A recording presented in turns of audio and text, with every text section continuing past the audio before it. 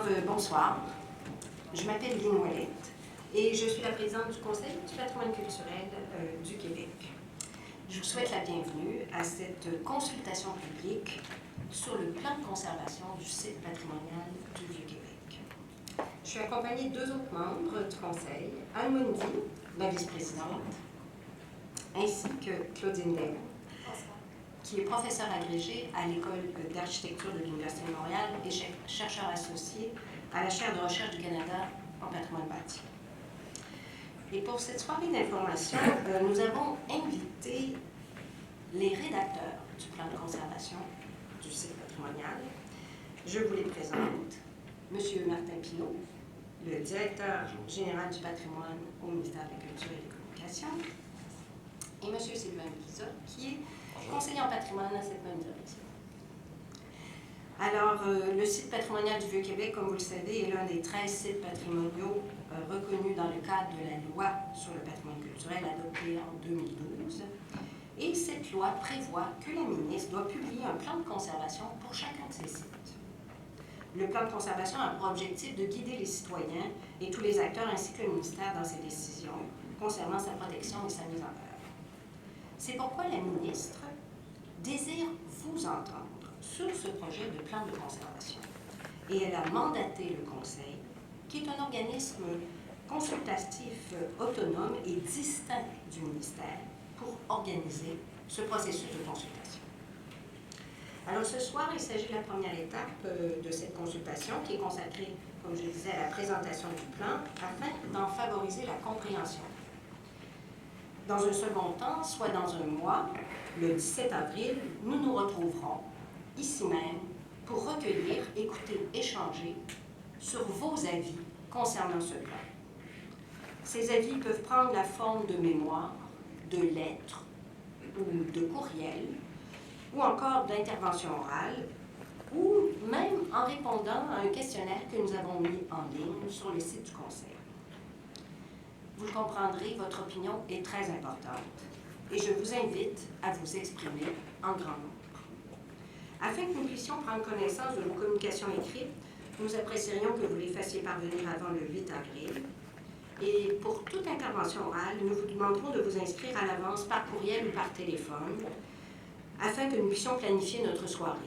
Et d'ailleurs, ici même ce soir, à la fin de la soirée, vous pourrez vous adresser à Mme Corinne Gustin, qui est à l'entrée actuellement, et vous inscrire dès maintenant si vous le désirez.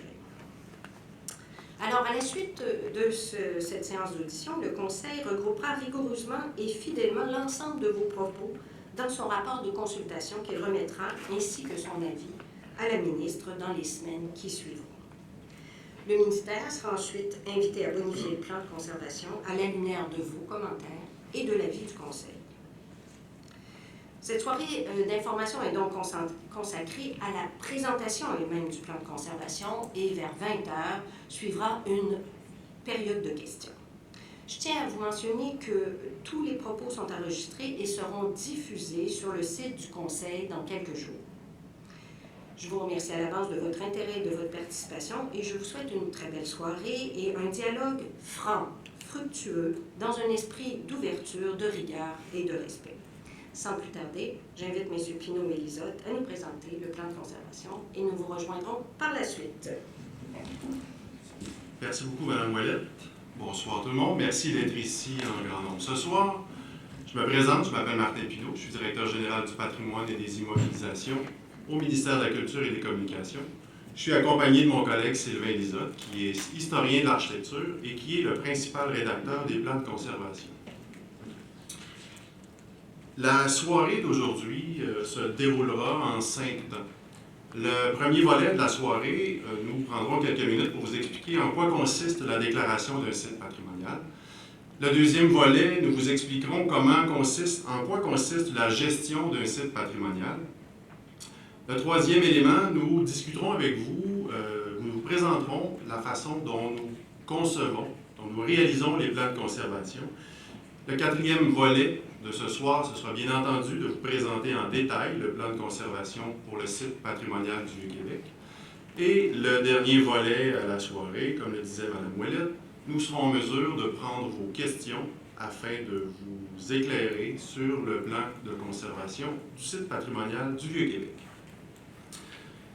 La première diapositive que j'ai à vous présenter ce soir, je ne vous cacherai pas que c'est une de mes diapositives préférées, puisque la trame de fond dans cette diapositive nous démontre que la gestion du patrimoine culturel québécois n'est pas que l'affaire du ministère de la Culture, mais c'est une affaire de tous. Tout le monde est responsable de la protection et de la mise en valeur du patrimoine culturel au Québec.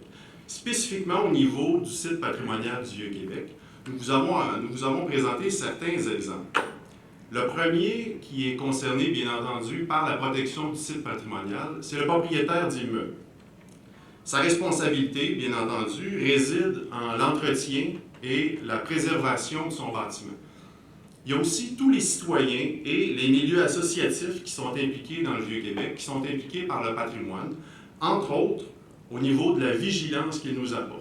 On se plaît à dire que les meilleurs inspecteurs en patrimoine au Québec, ce sont bien entendu les citoyens qui peuvent revenir auprès du ministère pour nous signaler certains éléments et pour qu'on puisse intervenir avec eux pour la protection du patrimoine. Il y a aussi, sans oublier, les différents experts qui sont impliqués dans le milieu du patrimoine. On pense ici aux universités, aux chaires de recherche, qui nous amènent un grand nombre de connaissances pour bonifier justement et faire améliorer dans le temps la gestion de nos sites patrimoniaux. Il ne faut pas oublier non plus un partenaire de longue date du ministère de la Culture dans la protection du patrimoine à Québec. Je parle bien sûr de la Ville de Québec, avec qui le ministère travaille depuis de nombreuses années pour mettre toute l'expertise de part et d'autre au profit justement de la protection du patrimoine, mais aussi des sommes d'argent quand même assez importantes pour préserver le patrimoine